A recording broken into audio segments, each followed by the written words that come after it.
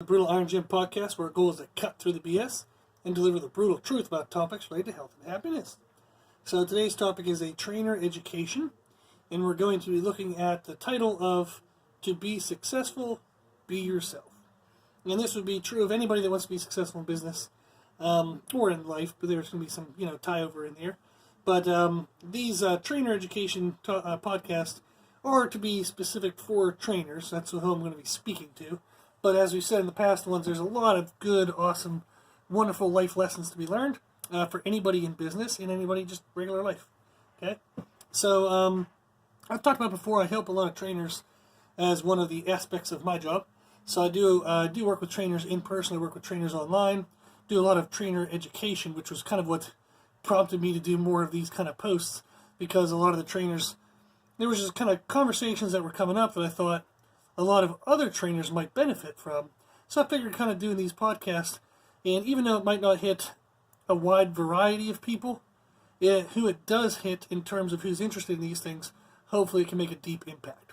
So that's kind of one of the things I want to be doing in my life, is finding a balance of, you don't want to be a mile wide but an inch deep. I don't want to say like, I'd have 100 million, followers on Instagram, but I'm not actually making a difference in anyone's life. I'd rather have 10 people on Instagram and all 10 people are living healthy, happy lives and crushing life. That's what I'd like. So these trainer podcasts hopefully are going to be helpful to trainers and hopefully helpful to everybody listening to it. And hopefully, if it doesn't hit a wide variety of people, hopefully it hits good depth. So now, talking with young trainers, one of the things that comes up all the time is they want to be successful. So what they typically do is they look around for who appears successful. And there's a whole world of stuff we can unwrap with that one. But they find out and look around who appears to be successful, and they try to emulate that. And what tends to happen is, in our culture nowadays, things get sensationalized and things get promoted that should not be sensationalized, that should not be promoted. So I've talked about it before where I hate rap music because all they do is talk like derogatory language towards females, talk about drugs and just the garbage of life. They talk about just using people cheating on people, all the garbage that you just wish didn't exist. And here they are making songs about it, trying to promote it, and our culture makes it cool. And, that's garbage, it's sad, it's one of the things I can't stand about life, is that kind of stuff gets promoted instead of the good, more meaningful stuff. So, what I tend to try to do with the trainers that I work with, who we talk about business success, we try to simplify it, and I always try to push them back to just being themselves. So a lot of the trainers I've worked with in person, and this includes, we have a internship program for the local university where I used to teach. So they'll send interns over when they apply, and they fit kind of to our style of gym. And I tell them all the time, it's like, you're going to learn from other trainers, including myself, but be yourself. Like, find the things that you think you agree with other trainers saying and make it your own. So I would never want anyone that I ever teach to just be a second version of me. I want them to be them. I want them to be the one and only version of themselves. So they want to take the good stuff from me, and there are going to be things they don't agree with. I'm totally fine with that. And they need to find their personal identity, their trainer identity as well. So anything they disagree with me on, that's fine. My point, my hope is just to present them the reasoning for the things I do. And if they decide to do it, great. If they don't, well, at least I got to present it to them. So at least they know that it's an option, if that makes sense. So we want to promote that everyone in all businesses and everywhere of life, if you want to be successful, just be yourself. Don't copy other people. Don't think what the real world thinks is cool. Just do what you know to be right and be true to yourself. So if you think of a trainer, is what defines success as a trainer? And the first thing I would think of is clients reaching goals. The second thing is having financial security. So as a trainer, you want your clients reaching their goals, and you want to be able to make enough money to pay your bills. That's the dream, right? You're helping people, and you're getting to live the life that you want securely and confidently, and being able to make ends meet, so to speak. So that would be the two steps to being success. I think if you cover those two, everything else is gravy. And I also believe that if you cover the first one, clients reaching goals, the financial security, the financial success comes along with that. Now, I've had to learn how to be a little more business savvy or business minded over the years. So I started my business just loving to be a personal trainer. And over the years, I found, okay, there are definitely things I need to do and ways I need to structure my habits and the way I sell services, so to speak, in terms to create more financial security. So I did have to learn that a little bit, but it all came off of clients reaching goals. So that's how we would define success as a trainer. Clients reach goals, you have financial security. Boom. So what people tend to think of as success, though, is like social media followers. Like I mentioned that, like, having 1 million followers on social media. That does not make you successful. So overwhelmingly, we all even know this too. Any trainer who ever's played like the social media game, okay, where you just try to present the awesome, wonderful parts of your life, pretend like none of the bad stuff ever happens. That's absolute bullshit.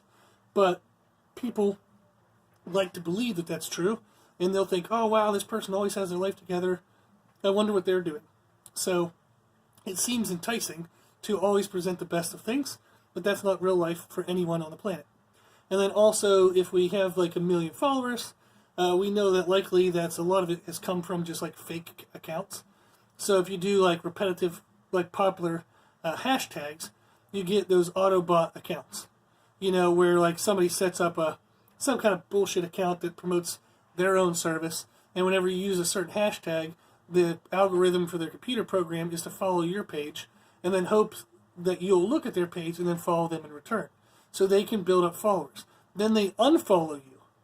Their program unfollows you, like a certain time frame later, maybe days or a week later, so that way they can build up their followers, but not have to look like they're following 1 million people to do so. So I'm going to call out somebody right now. I don't know, there's an individual who made this, but USPA, United States Powerlifting Association, they have this Instagram channel thing, Instagram page, that follows me like every single week. So they have that algorithm written in where it follows Brutal Iron Gym, and then if I don't click follow back, they unfollow me, then refollow me the next week. And I'm just having a fun time with the game right now to see how often they will try to follow me to get me to follow them back. And it drives me, like, it just makes me laugh, essentially. But it's an algorithm and all that bullshit kind of game. And that's what we want to stay away from. So, for me, for example, is I'm not, like, I don't have, I'm not a millionaire and I'm not driving a Ferrari or anything. But I have a public gym that's open to the public. We have about 100 members. And we have more people that come through there, including, like, clients and whatnot. But we have about 100 members. And we have other trainers who work out of this facility, and we have me who makes my entire living out of this facility. And we do that off of just 1,000 followers on Instagram. That's it. So 1,000 followers on Instagram, that's my social media reach. Now, if you throw in the podcast and Facebook and stuff, it grows a little bit, but it's not millions. It's not even 10,000. But yet I can support a whole business, 100-member gym. I can support a couple trainers, and I can support my own life just out of that. So you don't have to have, millions of followers. You don't have to have all these stupid fake accounts of all this crap. You just have to be yourself, okay? And we're going to talk through here in the podcast about how you can make that work. So how do you get just 1,000 followers on social media to be enough of a reach, okay? And the point of this is it's not the quantity of followers and friends and all that stuff you have on social media. It's the quality of your service. So you don't need thousands and thousands and thousands or millions of followers to meet your financial needs. How many people would you actually need to have that you're giving services to actually be financially secure? Do you need 1 million? No. Do you need 100,000? No. Do you need 1,000? No. I'd argue you barely even need 100. You probably need less than 100 people. That's all you need to make your financial security. So rather than going after thousands and thousands and thousands of accounts, take care of who you have. If you only need 100, take care of the 100 you have. Stop going after new people. Take care of what you have. Okay? So instead of going for quantity of followers, go for engagement and quality of service. That'll lead to more business, and that hides out. You don't need all those fake accounts. You don't need to be fake in the way you present yourself on social media. so people actually connect with you more if you're real. So you want to try to promote services and say, okay, if I have 100 people following me, what are they following me for? What information do they need? How can I help them live a healthier, happier life? Ask those questions and then do those answers. That's it. So if you only need 100 people to be financially secure, just get 100 and then take care of the 100. As you take care of that 100, your number will grow anyhow. Okay? If you better service 100 people, they're going to tell friends. Their friends are going to see the changes in their life. All of a sudden, 100 turns into 1,000. 1,000 turns into 10,000. It grows. Okay? So you need to stop thinking that you have to play the numbers game in social media. You don't need thousands and thousands and thousands of followers. You just need 100, and you need to take care of those 100 as well as you can. That's the goal. Okay? And the other thing is, it's not about looking fancy, not trying to have like bling, not trying to again pretend like your life is amazing. So that's kind of what you want to look at is it's true that you have to look good as a trainer to get people's attention. So I do not have anything I'm about to say scripted, so good luck and hopefully this makes sense. But it's kind of like dating. There has to be a physical attraction first, but then there has to be substance to the person. So I've heard this from a lot of females. Guys don't get the luxury of what I'm about to say often, but females will often joke about, especially the ones I train in their 30s and 40s and 50s, is they'll joke about at one point in time they had a relationship with a guy who just looked good. He was good arm candy, wasn't the brightest, wasn't that great of a sense of humor, kind of lazy. There wasn't really not much substance to him, but he just looked good. So they dated him for a while because it was nice to have something pretty on your arm. And I laugh when I say that because as a guy, we don't often get the option that way where you meet this beautiful woman and you're like, oh, you know what, I'm just going to keep her around for a while. So it doesn't usually work. But that's kind of like dating in the sense to where there has to be some physical attraction, but then for it to last long term, there has to be substance and quality and character to the person, right? Same thing with trainers and clients. So there has to be something in the physical aspect of yourself that gets the client interested in you. So maybe you're a little bit stronger than they are. Like you're as strong as they'd like to be. How about that? Or you're as lean as they would like to be. Or you're as muscular as they'd like to be. Or you seem to have like just an air of confidence about yourself that they would like to have. There's something, it has to be that initial thing that brings their interest to you. But then there needs to be substance and quality and character. Okay? So that's where a lot of trainers get it wrong, is they hyper focus on that initial part. You know, like, oh, let me wear like my Gucci sunglasses. You know, everything is like stylized. They wear the nicest of nice clothes everywhere they go. You know, everything's trimmed and primped and proper, and everything's about looks. And that's where it stops. They put so much effort into the looks, they forget to put effort into their damn education and their knowledge. So into the substance of them as a trainer. That's one of the biggest mistakes trainers make. So it is true that you have to pay attention to the way you look, the way you carry yourself, and the way you act in social media. Those things are either going to push people away or they're going to draw people close. But then, that's only the first step. The majority of your effort and time should then be spent on increasing your knowledge and your ability to help them reach the goals. So if they came to you because they wanted to get strong, you need to know how to get them strong, not just on how to keep yourself strong. And what works for you, absolutely 1,000,000% will not work for every client that comes your way. So I've talked about this overwhelmingly in past podcasts, that you cannot just, like, trainers who say, this is what I do, this is how you should do it. That's bullshit. That does not work for everyone you work with. People are built differently. People have different mental health, different emotional drives. People are motivated differently. Everything is a lot of difference among people. Now, are there some commonalities? Like, does sets of 20 seconds or less get you strong? Yes, and that's true of everybody on the planet. Okay? You know, if I eat too many carbohydrates above my caloric maintenance level, will I get fat? Yes. Okay? There are some truths within the knowledge but you have to recognize that you have to have the ability to modify those things and that data to the person you're working with. So, just like we said, don't worry about Instagram followers and Facebook and all that stuff about social media. Just focus on getting the base that you need and then taking care of that base. Same thing is true with how you kind of look about yourself. Is get yourself in pretty good condition. Okay? Make sure that you're moving forward towards your training goals. Make sure that you're being successful in your display of information and knowledge. And then learn more. Okay? Don't just stop at the surface level of things. Okay? So if I look at myself, I'm larger than most guys. So I'm usually as big as most guys would like to be, or they wouldn't want to be quite as big. I'm leaner than most guys for how large I am. So like right now I'm at 283 pounds. I just weighed myself yesterday. And I'm not too chubby. So if you check out our social media pages, Instagram, Facebook, and even YouTube, you can get an idea of what I look like. And I'm not, big chubby dude.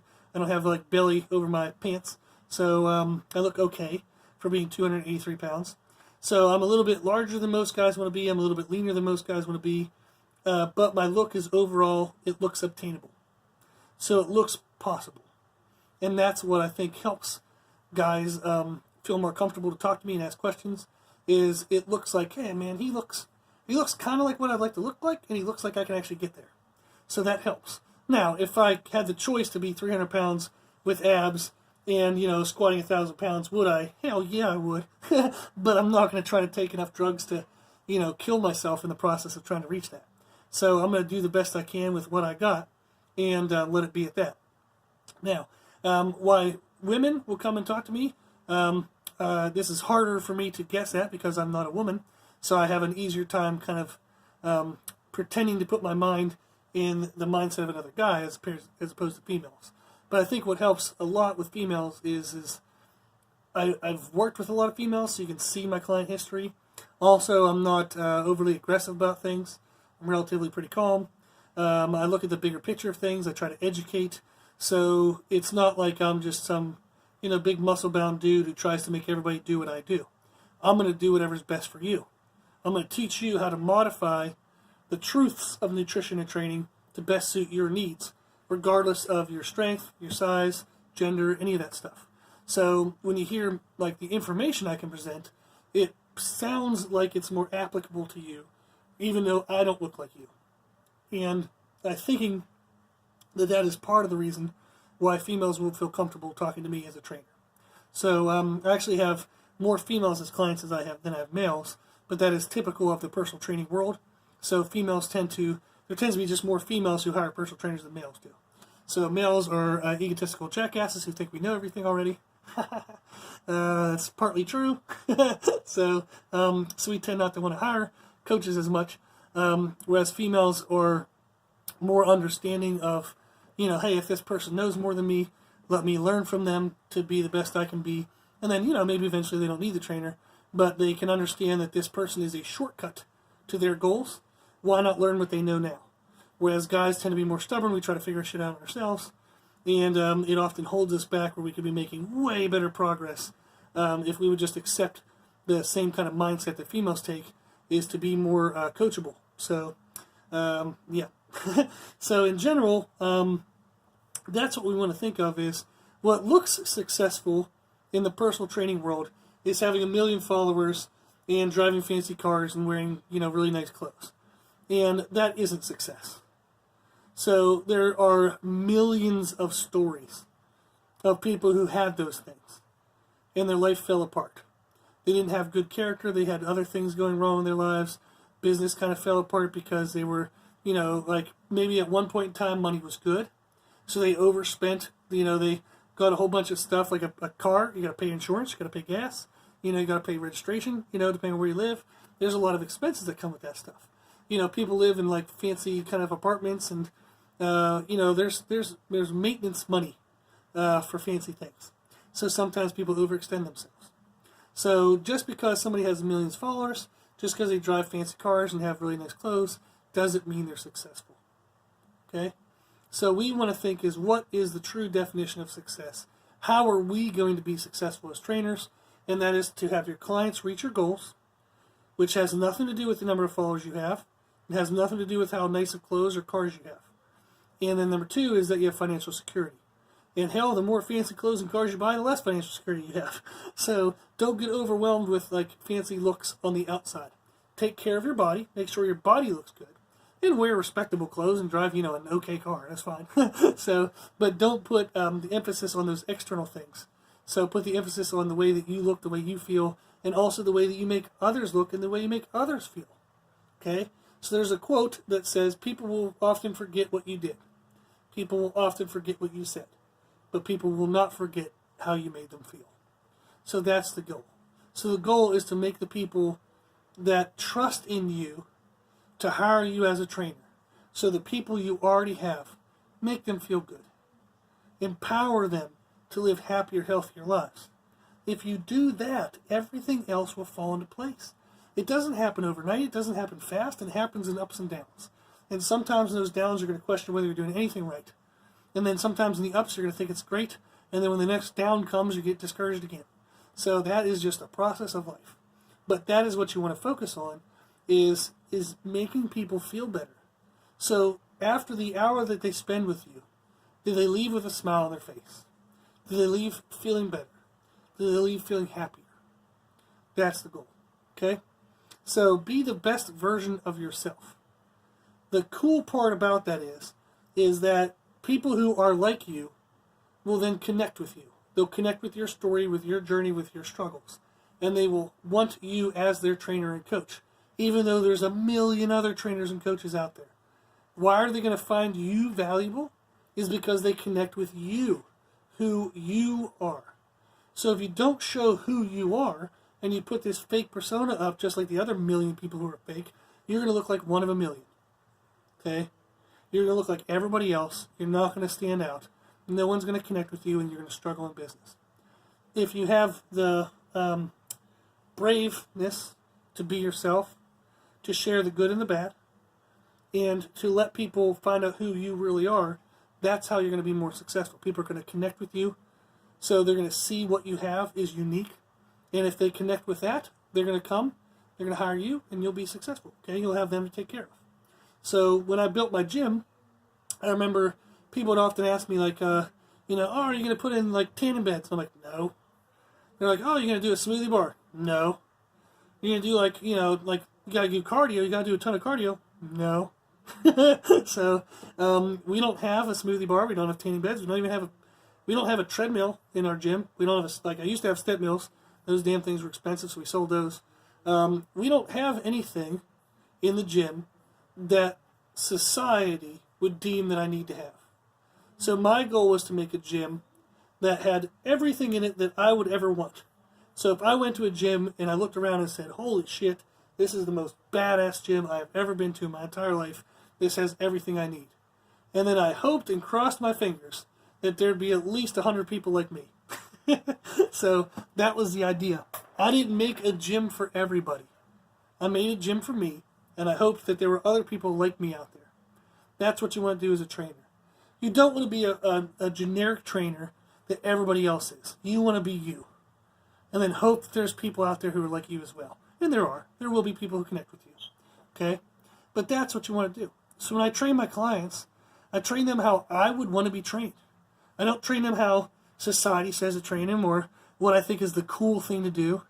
So I don't do any of that. I train the people the way I want to be trained. So I've worked at tons of gyms before.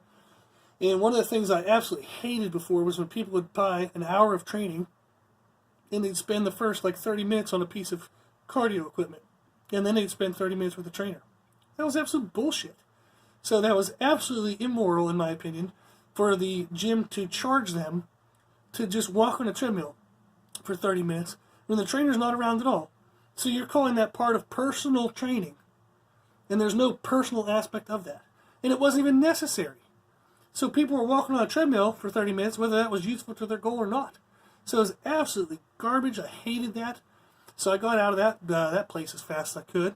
I had other clients. I had trained in another place I've talked about before, where I had these older ladies used to come in and they'd walk on a treadmill for 20 minutes, and they'd come to the smoothie bar and buy a 400 calorie, protein shake when they maybe burn 50 calories on that treadmill. So they're basically paying a gym membership, and they're paying for the smoothie to make themselves fatter. So I would try to, it was at that age, I was young, and I knew that I was going to get fired if I spoke up too much. So I didn't speak up too much, but every once in a while I'd kind of say like, well, you know, this shake has a lot of calories in it, and it would only be useful if you had burned that many calories. So why don't I put this and this as a substitute to reduce the calories for you? And I don't think people ever really knew what I was doing, maybe, but it was a hard struggle for me to feel good about selling people a drink for like $4 that was just going to make them fatter. So I felt awful. So that was one of the reasons why I don't have a smoothie bar. And there's some other odds and ends, but I didn't worry about that when I built a gym. I just built a gym that was best for me, and that's what I do as a trainer. Is I try to do the best trainer I can be for somebody like me. So I want my clients to feel respected, but pushed and held accountable. I want them to feel empowered and educated, not just being told what to do. So I want them to leave the session feeling absolutely exhausted, totally worn out, like every bit of them got used up. But they're going to feel satisfied with a job well done, and they're going to know they're a step closer to their goals. So that's my hope as a trainer. So a lot of people who give me feedback tell me that I'm tough to work with. And what they expand with that is that I try my best to hold people accountable, just as I would with myself. And I always try to never, ever, ever hold somebody more accountable than I would be able to do myself. So, like, I know if I'm following diets in the past, like I've done tons of diets. I did a 10-month diet once, and I didn't make a single mistake along 10 months. So every single meal for 10 months, every single day was perfect. It was exactly right. I've done diets where I lost 50 pounds in 10 weeks or less. I've done 3 of those, and every single meal was absolutely perfect, no mistakes. However, I didn't have a spouse. I didn't have kids. At the time, I was in college and or teaching college, so I had a more open schedule than most people would. So I always try to keep in perspective that even at times that I've been able to be quote-unquote perfect, they were never for long periods of time. It wasn't a sustainable for the rest of my life kind of perfect, and I had a lot of exceptions that made it easier for me. So when I hold my clients accountable, I don't try to hold them accountable to perfect. I hold them accountable to what they say their goals are. So if their goal requires 90% adherence to their nutrition, then I hold them accountable to 90%. If they're not getting 90%, then we have the discussion and we say, are you willing to lower your expectations? If so, okay, then we only need maybe 80%, and let's try to do that.